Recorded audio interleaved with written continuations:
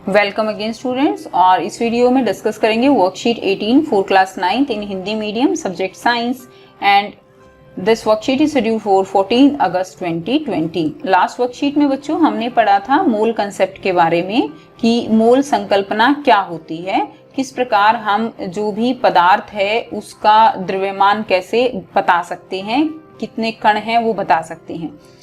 इस वर्कशीट में हम परमाणु और अणु, इस चैप्टर 3 है आपका, और इसमें हम मोलर द्रव्यमान के बारे में पढ़ेंगे। जिज्ञासा दीदी, मोलर द्रव्यमान क्या होता है और यह आणविक द्रव्यमान से किस प्रकार भिन्न होता है? तो आपने आणविक द्रव्यमान के बारे में पढ़ा हुआ है कि अणु का जो है, कोई भी अणु है उसका द्रव्यमान क्या कहलाता है? आणविक द्रव्यमान कहलाता है। ज्ञान, जैसा कि हमने अभी तक देखा कि एक पदार्थ की मात्रा उसके द्रव्यमान की अपेक्षा उसके अणुओं अथवा परमाणुओं की संख्या के आधार पर जानना अधिक सुविधाजनक होता है, और इस मात्रा को किसके द्वारा दर्शाया जाता है? मोल द्वारा दर्शाया जाता है।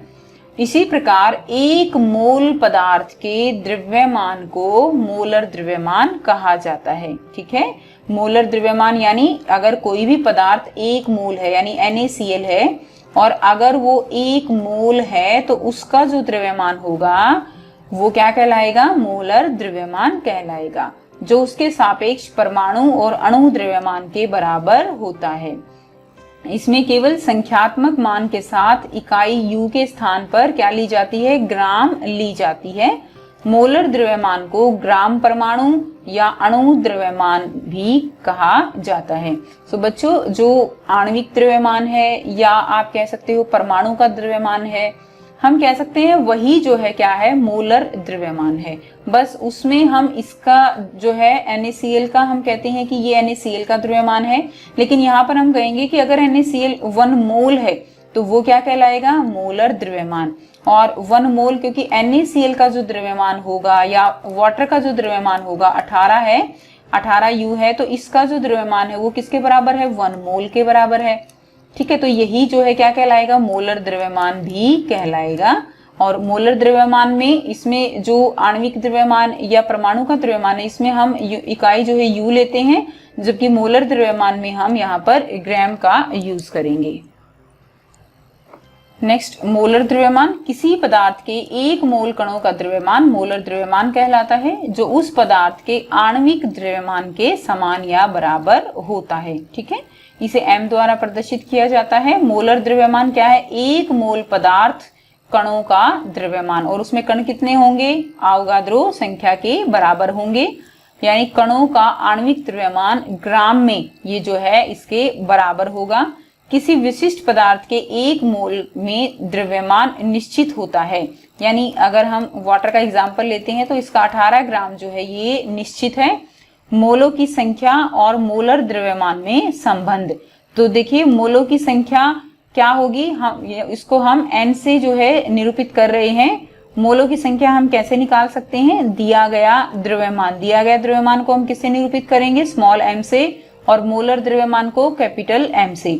सो दिया गया द्रव्यमान डिवाइडेड बाय मोलर द्रव्यमान अगर हम करते हैं तो मोलों की संख्या निकल जाती है।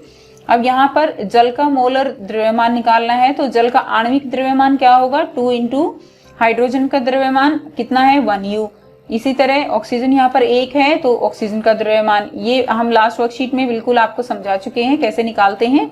इसी तरह जल का मोलर द्रव्यमान क्या होगा? 18 ग्राम होगा जल का मोलर द्रव्यमान, और 36 ग्राम जल में मोलों की संख्या आपको निकालनी है। तो देखिए जल का मोलर द्रव्यमान आप निकाल चुके हो 18 ग्राम, और दिया गया द्रव्यमान कितना है? 36 ग्राम दिया गया है। अब 36 ग्राम जल में मोलों की संख्या कैसे निकलेगी? सो N आपको निकालना है, तो दिया गया और डिवाइडेड बाय मोलर, दिया गया है 36 डिवाइडेड बाय है 18। ठीक है, 18 हमने निकाला मोलर द्रव्यमान, तो कितना आ गया? 2 मोल, यहाँ पर इसका उत्तर आ गया। नेक्स्ट, 88 ग्राम कार्बन डाइऑक्साइड में अणुओं की संख्या। अब पहले कार्बन डाइऑक्साइड का मोलर द्रव्यमान निकालिए, कितना आ गया? 44 ग्राम।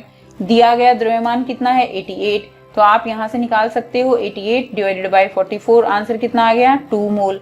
अब यहाँ पर आपसे अणुओं की संख्या पूछ रहा है। आपको पता है एक मोल में अणुओं की संख्या कितनी होगी? एक मोल में अणु की संख्या होगी अवोगाद्रो संख्या के बराबर, 2 में होगी, तो इसको 2 से गुणा कर दोगे तो आपका आंसर आ जाएगा 12.044 × 10⁻23।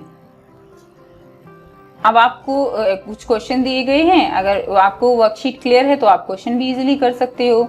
सो फर्स्ट क्वेश्चन क्या है, मोलर द्रव्यमान किसे कहते हैं? क्या होगा मोलर द्रव्यमान? किसी पदार्थ के एक मोल कणों का द्रव्यमान क्या कहलाता है? मोलर द्रव्यमान कहलाता है। तो किसी भी पदार्थ का जो एक मोल कण है उनका द्रव्यमान ही मोलर द्रव्यमान के बराबर होगा। नेक्स्ट क्वेश्चन क्या है, 0.5 मोल नाइट्रोजन गैस का द्रव्यमान ज्ञात करना है। सो आपको कितना दे रखा है? 0.5 मोल। गैस कौन सी है? नाइट्रोजन। सो सबसे पहले नाइट्रोजन गैस का आणविक द्रव्यमान ज्ञात करेंगे। कितना आ गया? 28। एक मोल किसके बराबर है बच्चों? 28 ग्राम के। ठीक है, और निकालना किसका है? 0.5 का। तो क्या हो जाएगा? 0.5 से इसको गुणा कर दोगे, आंसर आ गया 14 ग्राम। अब आपके लिए काफी इजी है क्योंकि लास्ट वर्कशीट में भी आप इस तरह के न्यूमेरिकल कर चुके हो। नेक्स्ट प्रश्न 3 क्या है, HCl का मोलर द्रव्यमान ज्ञात करना है। तो हाइड्रोजन का कितना होता है? 1U, और क्लोरीन का कितना गिवन है आपको? 35.5U। ओके, अब HCl का आप इजीली निकाल सकते हो। तो कैसे निकलेगा? 1 मल्टीप्लाई बाय H हाइड्रोजन का द्रव्यमान प्लस में 1 गुना क्लोरीन का द्रव्यमान। अब देखिए 1 गुणा 1, ठीक है, यहाँ से प्लस 1 इंटू 35.5। अब यहाँ से क्या हो जाएगा? 1 और 35.5 आ गया, ये आ गया 36.5 ग्राम। नेक्स्ट प्रश्न 4, 48 ग्राम हीलियम में मोलों की संख्या का परिकलन करना है। तो आपको निकालना क्या है? मोलों की संख्या। सो इसके लिए आप सिंपल फॉर्मूला लगा सकते हो, N is equal to given mass divided by molar mass. So आपको यहाँ पर निकालना है N, that number of mole. अब यहाँ से देखिए गिवन मास कितना है, यहाँ पर गिवन है आपका 48 ग्राम, और मोलर मास कितना है? यहाँ पर आपका जो मोलर द्रव्यमान है वो है आपका 4, हीलियम का होता है 4। सो यहाँ से जो आपका आंसर आएगा वो आएगा 12। तो यहाँ पर नंबर मोल की जो संख्या आई वो कितना है? वो है 12 मोल। ओके, और आप वैसे भी निकाल सकते हो simple, 4 gram is equal to 1 mole के इक्वल होता है। 1 ग्राम किसके होगा? 1/4। 48 किसके होगा? 1/4 इंटू 48, दैट इज 12 मोल। इसका आंसर क्या होगा? 12 मोल। नेक्स्ट क्वेश्चन नंबर 5, C2H6 का मोलर द्रव्यमान परिकलित करना है। इसमें हाइड्रोजन का दिया हुआ है 1U, कार्बन का दिया हुआ है 12U। तो C2H6 का आप निकाल सकते हो, ठीक है। 2 मल्टीप्लाई कार्बन, कार्बन जो है कितने हैं? 2 हैं। हाइड्रोजन कितने हैं? 6 हैं। तो 6 मल्टीप्लाई बाय हाइड्रोजन का द्रव्यमान। अब यहाँ पर कार्बन का कितना होता है? 12, हाइड्रोजन का 1। तो आप यहाँ से सॉल्व कर लीजिए, 24 + 6, तो आंसर विल बी 30 ग्राम। सो इस तरह से बहुत ही इजीली आप मोलर द्रव्यमान निकाल सकते हो। और फिर भी कोई प्रॉब्लम है बच्चों तो आप कमेंट करके पूछ सकते हो, और कमेंट करके ये भी बताइए वीडियो कैसी लगी, और चैनल को सब्सक्राइब जरूर कीजिए, लाइक शेयर जरूर कीजिए ताकि आपके फ्रेंड्स को भी बेनिफिट मिल सके। So thanks for watching.